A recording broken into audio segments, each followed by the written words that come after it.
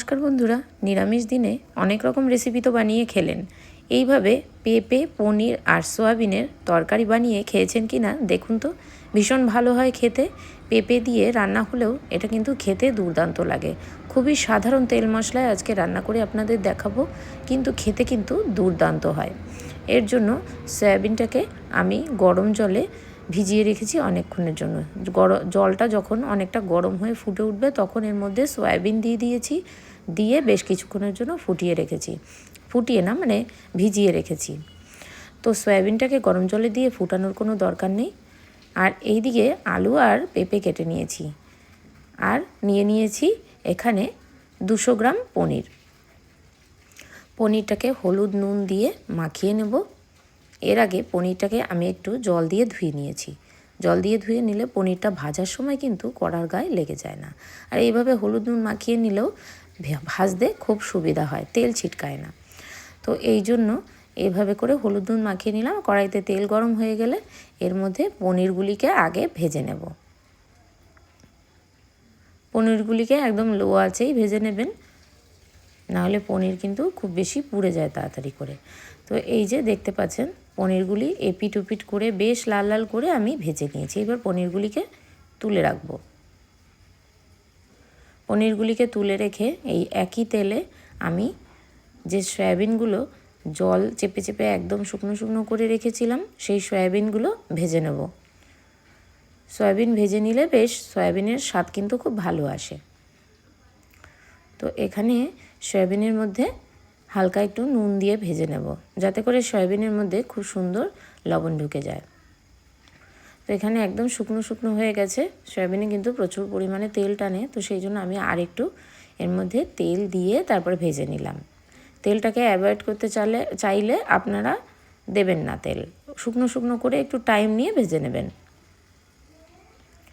এইভাবে করে সয়াবিনটা খুব ভালো করে ভেজে নিচ্ছি। আর যেহেতু গরম জলে আমি ফুটাইনি, তো সেই জন্য সয়াবিন কিন্তু খুব সুন্দরভাবে ভাজা হচ্ছে, কড়ার গায়ে কিন্তু লেগে যাচ্ছে না। এটা হলো একটা টিপস। সয়াবিন গরম জলে দিয়ে মানে একটুও কড়ার মধ্যে ফুটানলে চলবে না। ফুটন্ত জলের মধ্যে দিয়েই আঁচটাকে নিভিয়ে দিতে হবে। বেশ কিছুক্ষণের জন্য গরম জলে ভিজিয়ে রাখলে সয়াবিনটা নরমও হবে এবং ভিজেও যাবে। এইদিকে একটা মশলা তৈরি করে নিয়েছি। সয়াবিন পনির সব ভাজা হয়ে গেছে। এখানে গ্রেট করা আদা, টমেটো আর কিছু গুঁড়ো মশলা দিয়েছি, হলুদ গুঁড়ো, জিরা গুঁড়ি, ধনে গুঁড়ি, আর দিয়েছি সামান্য মিষ্টি, আর দিয়েছি লবণ, দিয়ে একটু জল দিয়ে গুলে রেখেছি। এইবার এখানে কড়াইতে তেল গরম হতে দিয়ে আবারও একটু তেল দিয়ে দিয়েছি, দিয়ে এখানে আলু আর পেঁপেটাকে দিয়ে দিলাম। পেঁপেটাকে আর আলুটাকে খুব বেশি নাড়াচাড়া করার দরকার নেই। এর মধ্যেই আমি যে মশলাটা জলে গুলে রেখেছিলাম, এখানে টমেটোটা কুচি কুচি করে কেটে দিয়েছি জলে মশলার মধ্যে। আপনারা চাইলে টমেটোর পিউরি দিতে পারেন, তবে এভাবে কুচি কুচি করে কেটে দিলেও সমস্যা নেই। তো এইভাবে করে মশলাটাকে দিয়ে খুব ভালো করে কষিয়ে নেব। মশলার সাথে পেঁপে আর আলুটাকে খুব ভালো করে কষিয়ে নিচ্ছি। আপনারা চাইলে পেঁপে আর আলুটাকে আগে ভেজে নিতে পারেন, তবে এইভাবে করে কষিয়ে নিলে পেঁপে আলুর স্বাদটা কিন্তু ভালো লাগে। এবার ঝালের জন্য দিয়ে দিয়েছি কাঁচা লঙ্কা। পেঁপে আর আলু, পেঁপে খুব বেশি ভাজলে কিন্তু তার টেস্ট খারাপ হয়ে যায়, তো সেই জন্য আমি খুব বেশি ভাজলাম না। এবার সবার লাস্টে এখানে পনির আর সয়াবিনগুলোকে দিয়ে দিচ্ছি। যেহেতু পনির আছে, তো সেই জন্য খুব সাবধানে নাড়াচাড়া করে নিচ্ছি, নাহলে পনিরগুলি ভেঙে যেতে পারে। অনেকে আছেন পনির জলের মধ্যে ভিজিয়ে রাখেন, তো আমি এখানে পনির ভেজে জলের মধ্যে ভেজালাম না, যেহেতু পনিরটা খুবই সফট। আর পনির জলের মধ্যে ভিজালে পনিরটা কেমন জলসা জলসা মতন টেস্ট লাগে, এই জন্য আমি পনির জলের মধ্যে ভিজালাম না। এবার পরিমাণ মতন গ্রেভি যেমন হবে তেমন জল দিয়ে দিলাম। খুব বেশি জল আমি এর মধ্যে দিলাম না। তো এই যে দেখতেই পাচ্ছেন সবজি কিন্তু ফুটে গিয়ে একদম ঠিকঠাক মতন সেদ্ধ হয়ে গেছে। আর মশলা কষানোর সময়ই পেঁপে যদি ভালো হয়, পেঁপে আর আলু অনেকটাই সেদ্ধ হয়ে যাবে। এইবার আমি এর মধ্যে সবার লাস্টে নামানোর আগে ধনেপাতা আর গরম মশলা দিয়ে দিলাম, দিয়ে একটু বেশ মিশিয়ে দেব।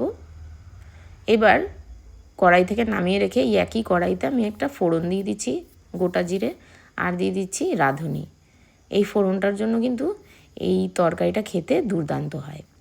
তো দেখুন রেসিপিটা কত সুন্দর হয়েছে, একদম সাদামাটা তরকারি, কিন্তু গরম গরম ভাতের সাথে দুর্দান্ত খেতে হয়। তো আজকের মতন ভিডিওটা এখানেই এন্ড করছি। দেখা হচ্ছে নেক্সট ভিডিওতে, ততক্ষণের জন্য আপনারা সবাই ভালো থাকবেন, সুস্থ থাকবেন।